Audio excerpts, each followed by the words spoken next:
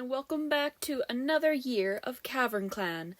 It's been a while since we've checked in with these cats, but now that October has passed, I figured it was time that we delved back into these guys and see what they're up to. So, it is the 5th year, Red Star is still leader, and most of the clan is still made up of her own kits and family.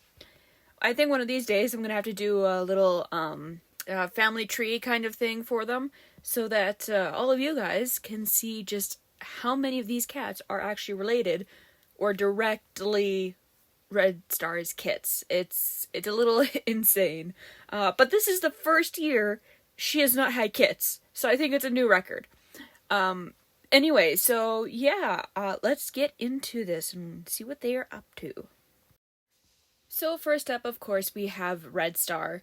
Her kits are her pride and joy, regardless of what's going on in her life. She's always happiest when she has her family around, and just in general has been very content this year because of all of her family.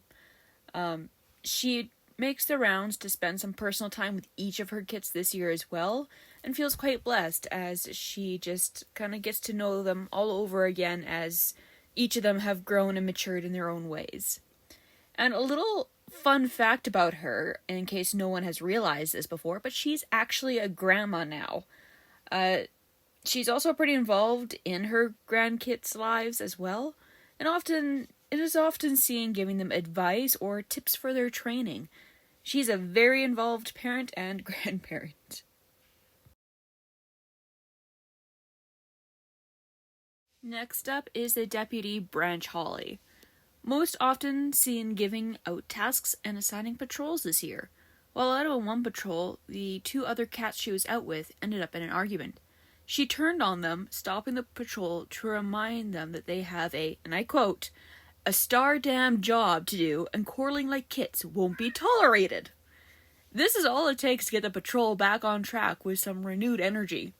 I found it quite amusing that was her response to them arguing, which is actually very fitting with her personality. She's a very no-nonsense kind of cat, so that was just perfect. I actually laughed out loud as soon as I read that. I'm like, oh yeah, okay. She's good after them. Anyway, she does get Vulpaw as an apprentice when the time comes, and doesn't really feel one way or the other about it. But later on, a new cat joins the clan, and Branch Holly finds herself unexpectedly developing a bit of a crush on the new she-cat. Until now, she's just had flings with a Tom from another clan, so she's dealing with some new emotions as she's realizing she's attracted to this new cat. At the very end of the year, she finds an abandoned kit and brings it back to camp. She names her Poppykit, but while she doesn't outright adopt the kit, she is happy to spend time with her and looks out for her as well. Next up for our medicine cat, Mousepaw. As an apprentice, she worked hard at learning everything she could. It's only once she became a full-fledged medicine cat that she started to relax a bit more and started to enjoy life, a little more again.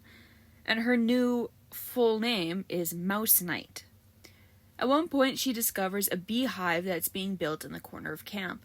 Not wanting a cat to get accidentally stung, she takes out some of her frustration and pent-up stress on the nest and tears it down, earning several stings herself, but is fine with it since she saved other cats from suffering that fate.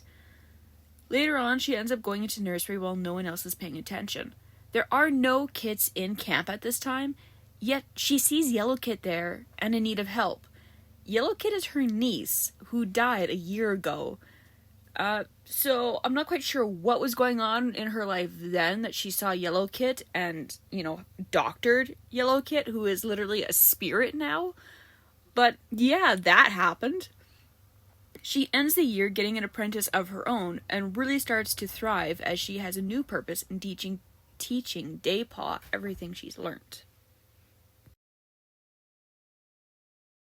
Here we have Berry Howl. Right off the bat, she has nightmares, followed by spraining her paw.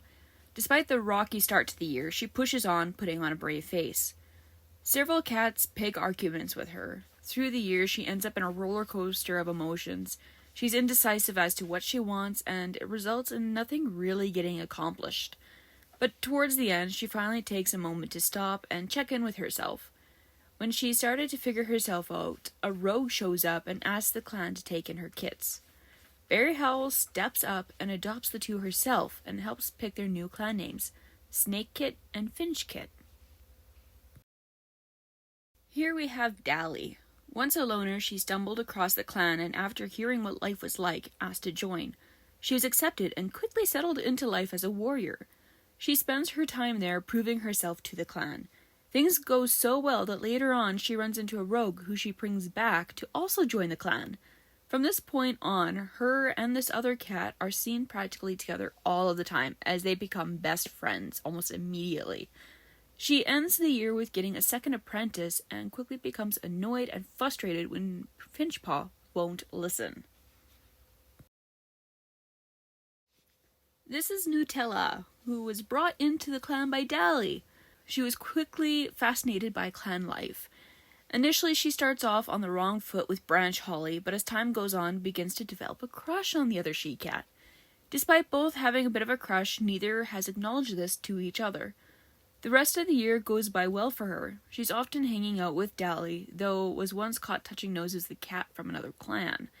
And while she gets along with most cats decently, her and Volslash are frequently bickering if they have to interact for too long. So, yeah, she has a few different kinds of interactions through the year, none of which really have added up to much, but she's, out there doing things. Applebat is an injured loner. She figured she would have a better chance of surviving if she joined one of the clans that she stumbled across. So she finds her way to Cavernclan at the very end of the year and, gets brought in. There's no real relationships that have formed so far because she joined like a moon or two at the very end. So for the most part, she's just resting in the medicine cat den with a mangled tail that she's hoping is going to be healed pretty soon. So there were a few kits that Red Star had the very last moon of year 4. One of them here is Daykit, who ends up becoming Daypaw. As one of Red Star's kits from her last litter, Daypaw ends up following in her older sister, Mouse Knight's paw steps. While a kit, she's a bit of a nervous cat, and she gets startled easily by little things. When it's time to become an apprentice, she realized she can't handle the thought of fighting and hurting other cats, so chooses the medicine path. She's always eager to help around camp and will volunteer for things happily. Between helping other cats, she's seen studying hard and learning everything that Mouse Knight knows. She even offers simple herb lessons to the kits to make sure they won't eat any bad plants by accident when they get old enough to leave camp. The year ends with her watching her sisters getting their warrior names and is happy for them. She understands it takes longer for medicine cats to get their full names and is content with it. And Daypaw's sister, Thistle Kit, is who we're on to now. As a kit, she's always asking questions and never sitting still. She admired the warriors and was very eager to become one herself. So it's no surprise when she can barely contain herself when she finally became an apprentice to the new cat that the clan has welcomed, named Dally. She is fairly close with Daypaw and often will check in with her as they grow up, even showing interest in the herbs and how they work. The next moment, she'll be seen making silly faces behind her mentor's back.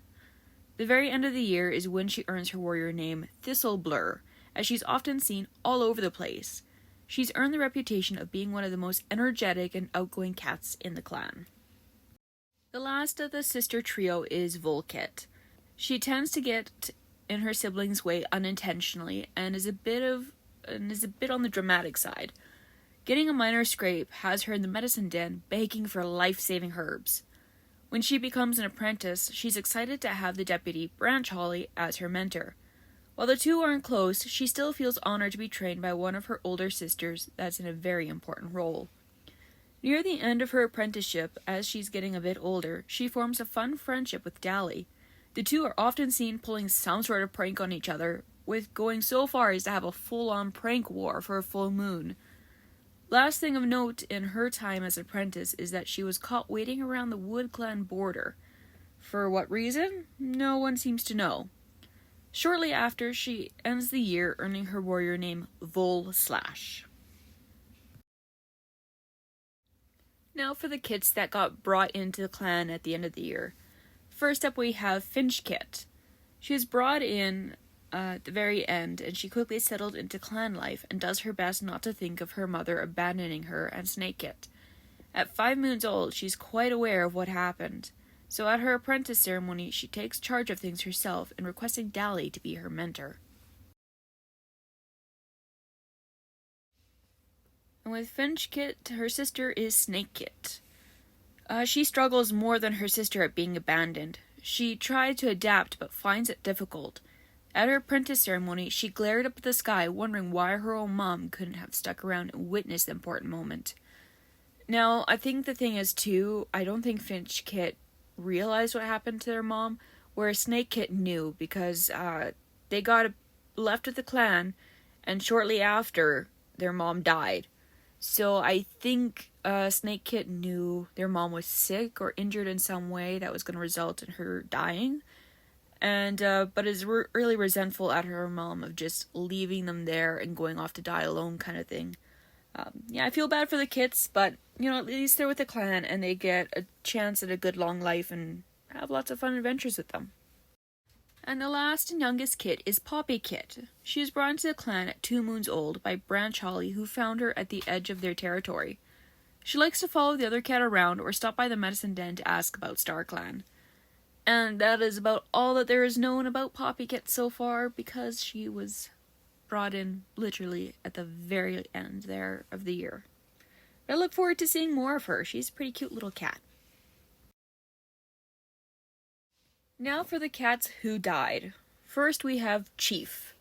She dies right at the start of the year. She told the kits some tall tales one day, and the next she was killed by snakebite while out hunting. After her we have Channeltuft. She also dies within days of Chief. Her final thoughts the day before she died was simply hoping that her kits were doing all right and not causing too much trouble. And her cause of death was infection. And the last cat to die is Darttooth. She's an elderly cat that the patrol rescued at the very start of the year. Her two legs attempted to toss her into the lake in a bag due to her injured jaw. Thankfully, the clan stepped in and brought her to their camp. While in the camp, she showed a soft spot for the kits, but especially Vulit, who stopped by the most. Unfortunately, she passed away 3 moons later due to her injury. She was 244 moons old, or in human years, 20 years old. So she was not really human years, sorry, but the way we would say it, she was 20 years old. So she was an old cat. And of course, the ones exiled would be Shortpaw, Abysspaw, and Ravenpaw. Shortpaw was around just long enough to get a stomach ache, annoy other cats, and come up with a plan to sneak out of camp with Darttooth before getting exiled. Abysspaw got to play with some moss and with Ravenpaw, and got to pretend to be clan leader for a little bit as a kit before being old enough and exiled. Ravenpaw started off being all grumpy when he was scolded by Chief and complaining about the other kits before being exiled and kind of regretting the way things ended. And that is all that really happened with the young Toms who were sent away. That wraps up year 5 for Cavernclan. A lot happened and yet not a lot happened. It was an interesting year. For once, Red Star had the very least happening. She actually settled down a lot. I was kind of surprised how little actually happened for her. I think she's just settled into her life and role as a leader. And with the clan flourishing now, she's actually focusing on leading the clan instead of just having, a few kids here and there that she's leading because she's their mother kind of thing.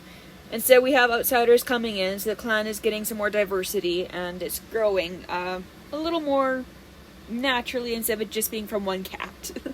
I'm really excited to have Dally and Nutella join the clan. I'm really hoping they survive and don't die off as quickly as Chief and Channeltuft did. that was sad. I was looking forward to having those two cats around longer, but, you know, apparently it just wasn't meant to be.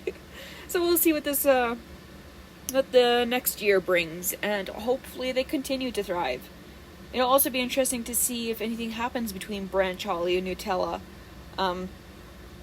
Yeah, that's, you know, year 5. Thanks for watching and joining these cats' adventure. Feel free to let me know what you think of the cats.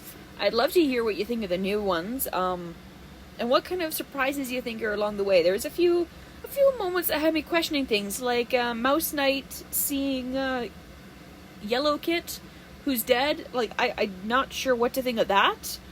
And, you know, another cat being seen at the border. I think there's like 2 cats that were interacting with outsiders. Yeah, it's gonna be interesting to see if any of that carries over into year 6 and what those kind of things could mean. Yeah, thanks for watching. I hope to see you guys again next time. Bye!